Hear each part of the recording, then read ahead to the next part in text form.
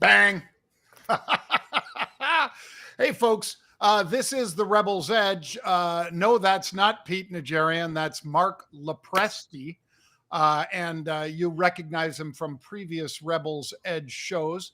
Unfortunately, or fortunately, depending on how it turns out, I guess, for the plaintiff, Pete is doing jury duty today down there in Florida. So Mark was nice enough to sit in and share his expertise with us. As always, folks, we appreciate you tuning in. And the Rebel's Edge is brought to you Monday, Tuesday, Wednesday, and Thursday. And as Mark and Pete and I have been discussing, a Rebel's Edge extra, maybe in the offing, Mark, a Rebel's Edge extra, where we have the longer format interviews rather than just covering all the stocks that we cover Monday, Tuesday, Wednesday, and Thursday. But how you feeling, Mark? I'm feeling great, John, coming to you in the incredible Market Rebellion Rebel Nation live from beautiful Somerset County, New Jersey, where just below me, 500 or 600 business leaders are gathered for their business partnership holiday luncheon, which I escaped from, but somebody's keeping my food warm and my drink cold, hopefully in that order, while I do this amazing Rebel's Edge episode with you instead of Pete Najarian. We really appreciate you joining, Mark. Mark, folks, of course, didn't hear about this until this morning when he saw it on Twitter that he was going to have to be live from this big event out in Somerset, New Jersey. But let's dive right in, Mark, to the 1 minute macro. And 1 minute macro, start that clock, Jared. There you go. Highly anticipated inflation reading. That's what I'm going to kick it off with, Mark. Tomorrow, Tuesday, CPI for November, the Consumer Price Index. I think that'll have a lot to do with what the Fed does next, Mark. Yeah, of course, the CPI being one of the most critical metrics that Jay Powell and the Fed are watching as they continue to navigate their way through this inflationary environment with their rate hike program.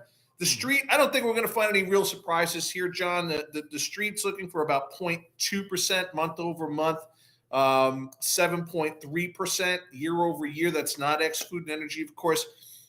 It's an improvement. You know, the last print was at 7.7. So certainly that is a positive sign that inflation may be starting to cool.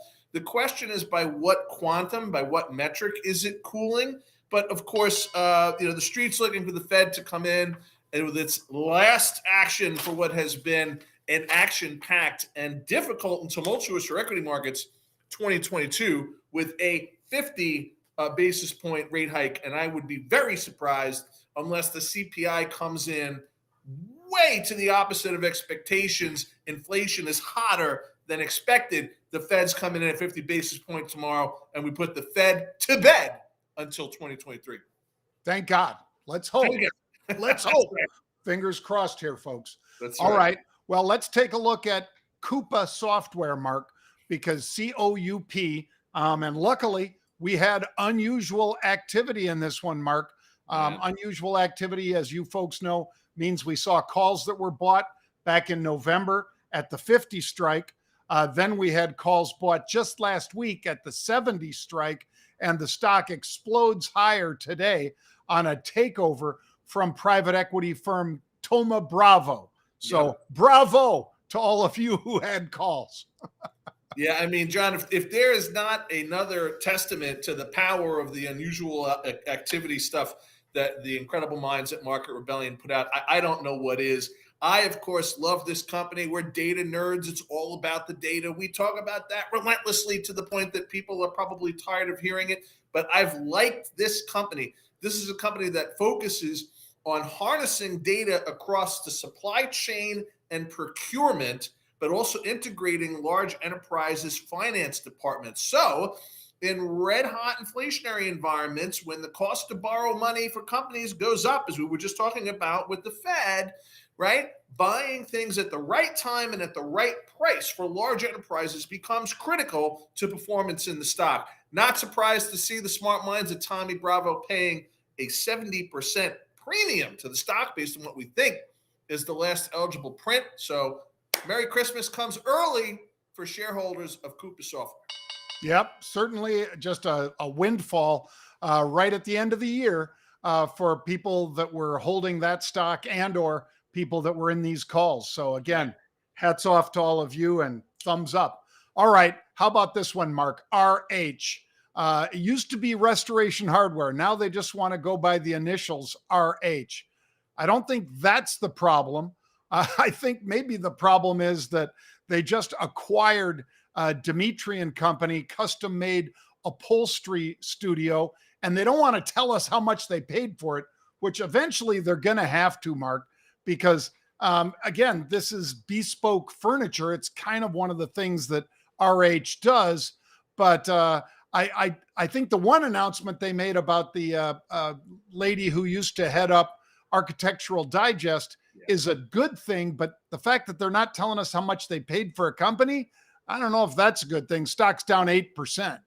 Yeah, I'm trying to figure out the street's reaction to this too. And I think it's far less about the announcement of them launching an editorial platform around what is really a bid to create a lifestyle brand around RH. And look, when you talk about that end of the luxury marketplace, whether it's home furnishings, whether it's attire, whether it's wristwatches or things of that nature, yes, the prices have been impacted, but nowhere near to the extent of the broader market, mass market, or mainstream, right? So this is a company that should continue to be doing well, but there's something fishy about not announcing what they paid for that high-end customs manufacturer of furniture. Yeah, and we both understand that, you know, they have some secrets that they'd rather hold on to. But how much you spend as a public company, it's going to be public one of these days, Mark, that news of how much they paid. And if the perception is that they overpaid, maybe that's why it's down 8% today. Well, John, has the conversation ever ended positively with either your daughter or your wife and you say, how much did it cost? And they're reluctant to answer you. Has that ever ended well? No. Okay. No. So street feels the same. Yeah. All right. Well, HZNP, which is Horizon Therapeutics, a big up move here. They're going to be basically doing the largest healthcare merger of the year, Mark. It's a $27, almost $28 billion deal with Amgen. And the Wall Street Journal started talking about this, saying, hey, Sanofi, Johnson & Johnson, a bunch of others are looking at them. But here it is. It ends up being Amgen unless somebody leapfrogs them. What do you think here, Mark? Well, listen, I think this is another move to consolidate power by Amgen. You got to remember competition between its rivals, as you just mentioned, J&J and Sanofi, intense, buying market share through transactions like this. This is by far, I think, the largest deal in the space for 2022, almost 27 and change, as you mentioned. Tepezza being the primary drug. This is a treatment that Horizon offers for a thyroid-related symptoms of bulging eyes and things like that for people that are struggling with thyroid. That's, of course, Horizon's main thing is actually creating successful therapeutics and treatments for what are considered to be rare conditions. So these are conditions that generally affect less than a certain number of people. So obviously the street liking this. Horizon Dublin based, so kind of curious to see if there's a tax component to this that Amgen might be able to take advantage of to make it more profitable. We'll see. We're going to be watching this one carefully. Yep. Definitely a big mover, though. And to all of you who were in this stock, another windfall for the end of the year. I bet some of you wish it would have happened in January so you wouldn't have to have this big tax bill right now. But money in your pocket, you can't turn it away. How about this one, Mark? 23% pop, bang, right out of the gate for WEBR, the grill company based right here where I am in Illinois right now. They got a bid from a large shareholder, which was BDT Capital Partners. And yet, even though this one's getting taken out, Mark, it seems like the stock just has not reflected its potential because of a lot of the competitors like Traeger and all the rest. stealing some of their thunder. They've got to play catch up. And for that reason, the stock price has been coming from upper left to lower right, not doing what you'd like it to do. Well, and John, I think to me, this is probably more a statement about what some of the smartest money in the room, some of these private equity players like Tommy Bravo and BDT that we've mentioned in this Merger Mania Monday that we're covering here on Rebel's Edge. And that's really what it is. When you have 3 or 4 deals of this size, it's hard to consider it to be anything other than a Merger Monday or Merger Mania Monday. But it's more of a reflection of, in my opinion, what the smart money's thinking about the relative value of being public, of what the public markets are ascribing to these enterprises in terms of what they're worth, their intrinsic value, and stock price. And look, it's no secret that in an inflationary environment, in a rising rate environment, in a risk-off environment, which is by and large dominated more than 3/4 of 2022 discretionary consumer product spending. I don't need to buy a new Weber barbecue. I can still use the one from last season if I have to, right? And I'm deciding what to pay for. So no surprise that the stock's been under pressure, and no surprise that another smart private equity firm said, you know what, for the right price, let's get this thing private.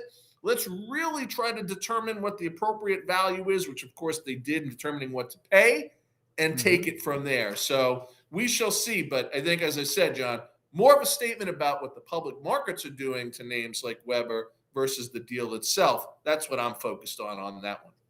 Yep, I have to agree. This is one of those deals where, people had a lot of hope for it. It was almost a meme stock in part of 2021, I think, Mark, but it has not had any real great news until at least this that gets people closer to getting whole. But I don't know if anybody's celebrating this one very much, because basically getting back to $8 isn't lighting my fire if I was long at 6.5. Anyway. Was that an intentional pun for a barbecue company, by the way, John? Yeah, it's not lighting my fire. Let's take a look at unusual activity, shall we? GFF, Griffin.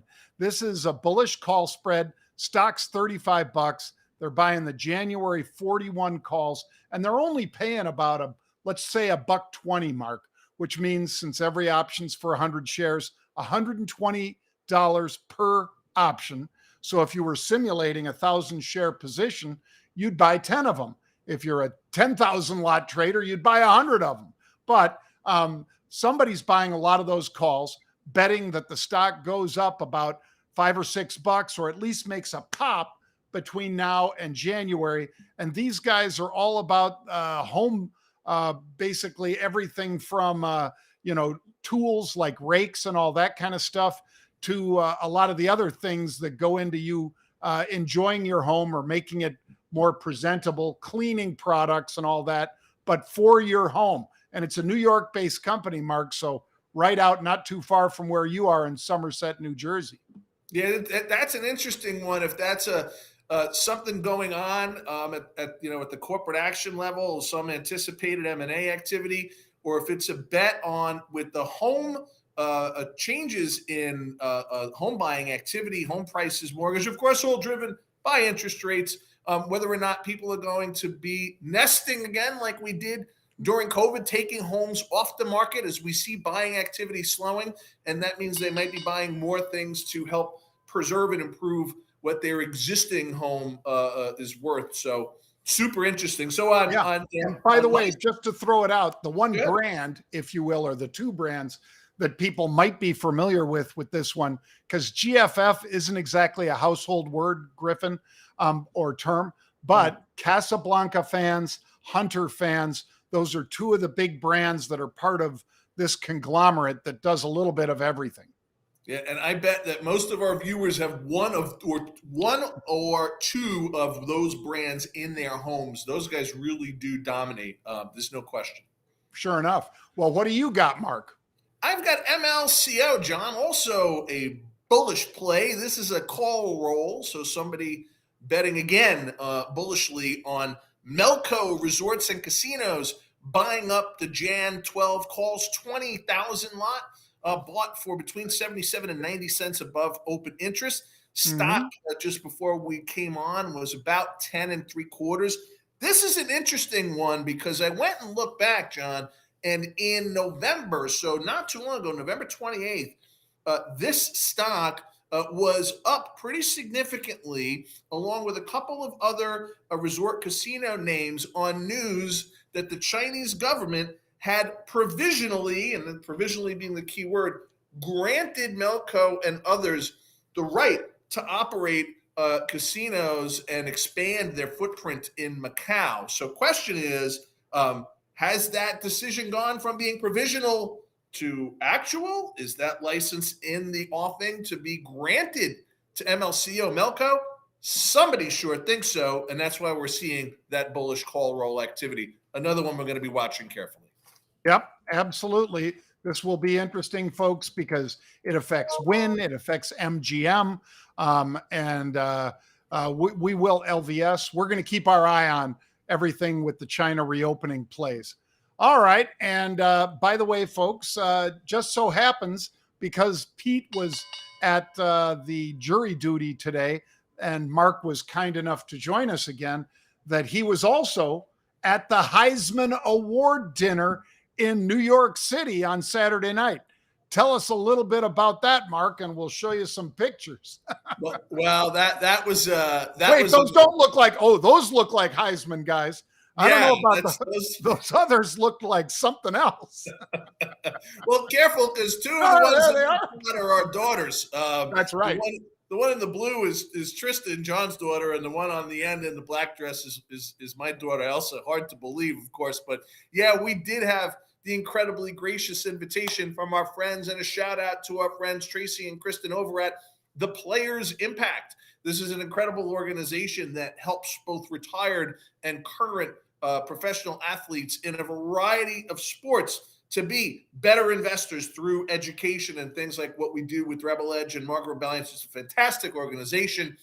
We were offered the opportunity to be there. We did. It was an absolutely incredible experience. Boy, John, 4 of the most deserving college athletes that I had ever come across, CJ Stroud, Stetson Bennett, Max Dugan, all of them with, I'm leaving the winner out off the list, of course, all of them with their own incredible stories of overcoming adversity, of being told, no, you're too small, you're not fast enough, this is not possible for you.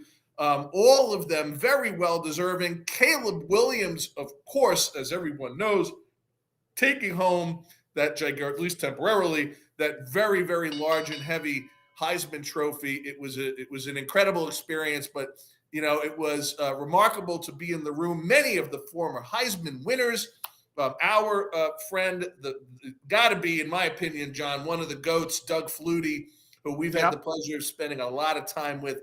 Shout out and thanks to Doug for being so gracious and spending so much time with us and with my daughter and your daughter, John. We had dinner with Doug even after all of the festivities, which was a remarkable way to end a Heisman. But it was just an absolutely terrific event. Kudos to ESPN for putting on an absolutely fantastic production. And yeah, man. So I guess the next one. So now I don't know what to do in terms of impressing my daughter. So whatever we can do to get those Super Bowl tickets and a box, I think, is next up. So yeah, and it'd be nice for you to get her the heck out of New Jersey or New York in February and get out to Arizona and thaw out a little bit, because that's where it is this year, folks, out in Arizona, the Cardinals' home stadium. All right. Well, Mark, let's do a little bit of the Venture Minute, shall we? I mean, we're lucky enough to have a fantastic company that really, I think this guy is pretty close. If he's not, the gentleman you and I met and talked with extensively at one of the recent Web3 conferences is the CEO of a publicly traded company that is today's Venture Minute. Yeah, and so, we are looking to be integrating this Venture Minute into the Rebel's Edge as these opportunities come about. So we're covering both listed equities, options, and then, the private venture markets. Some of these companies are private and then become public. This is one of them. This is, I should disclose, this is a company that is a new member of the Moneta Advisory Partners portfolio. So we are being paid for our advisory services, primarily in the form of equity in what we believe is a fantastic company. But what's really interesting about this, now that we've got the disclaimers out of the way, is that this is a company that is focused on using quantum physics techniques for cybersecurity. And when we first heard about this, that was a bit of a head scratcher. But the reality is that quantum computing, which is compute on a scale of power and processing speed that has never before been possible, quantum computing is coming, meaning that it is something that we will have the ability to access at scale in the coming years. And unfortunately, folks, one of the first and early adopters of this quantum computing technology and this powerful quantum compute a tool are the bad guys, the hackers, the people that are going to be looking to steal your identity and interrupt wire transfers and do bad stuff that hackers are known to do. So a quantum threat requires a quantum response and a quantum solution. So that's what these guys are doing.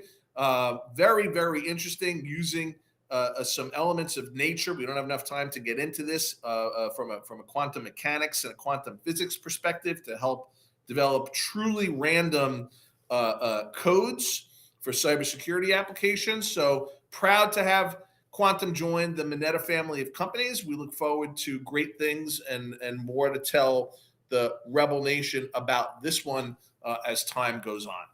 Yep, very impressive company. And like I say, genius level programmers and technicians on that emotion, quantum emotion side, Mark. Well, Mark, can't thank you enough for jumping in. You did yeoman's work. Please get down there, enjoy, hopefully still warm lunch, and I'm sure a cold drink, and shake hands with the governor and a few of those mayors that are at that Somerset conference. Really appreciate you joining us here today on the Rebel's Edge. Always my pleasure, John. Thank you. And folks, thanks to all of you for joining us. We will be back tomorrow at 1 p.m. Eastern Time. Remember, just 1 minute of macro. The rest, all great stocks that you can decide if you'd like to join us and follow in with the Rebel Nation. Thank you. See you tomorrow.